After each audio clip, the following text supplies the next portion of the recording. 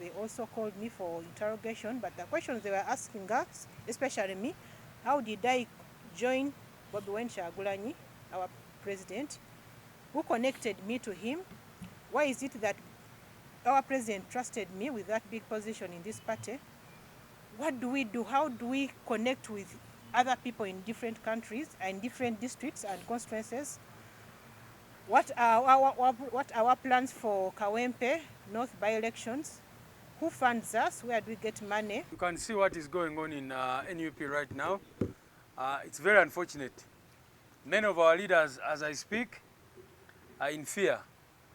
Some have to change cars. Many of them are not even sleeping at their homes because of the state of panic.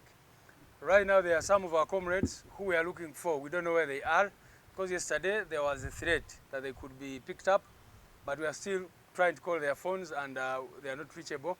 We don't know exactly what is happening. So this is a situation that is ongoing in NUP and in our country. You can imagine these harmless, wonderful ladies who sit on our election management committee. Why would they be held in a military facility? Why? And for us, we believe that it was after exposing them, because as you can see, that car had a tracker.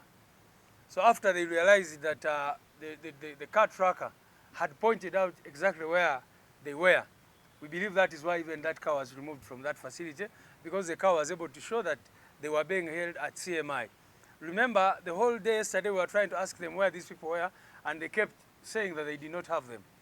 So it was after the issue of the tracker was exposed that these people at Mbuya, that they came out to say that.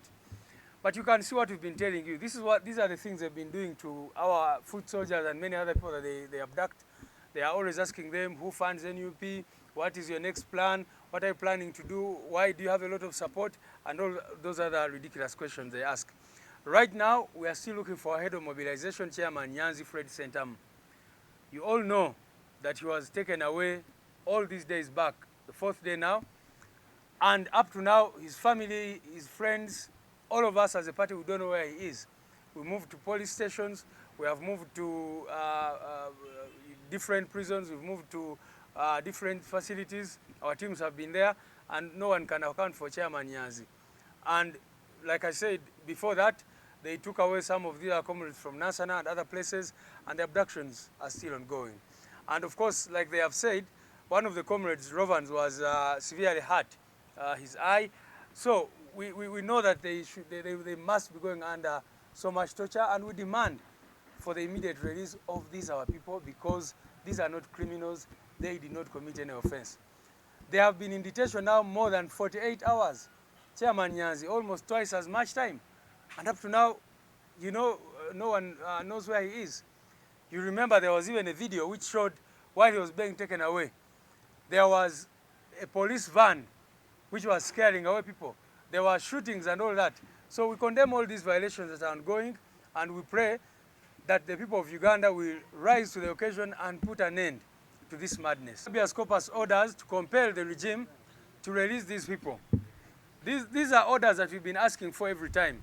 You know, this crisis that is happening at the backdrop of 18 people who were disappeared in 2019, 2020, 2021 NUP supporters who are still missing up to date. In some cases, we were able to get habeas corpus orders, but up to now, the regime has never accounted for those people. And that is why we went even to the Court of Appeal.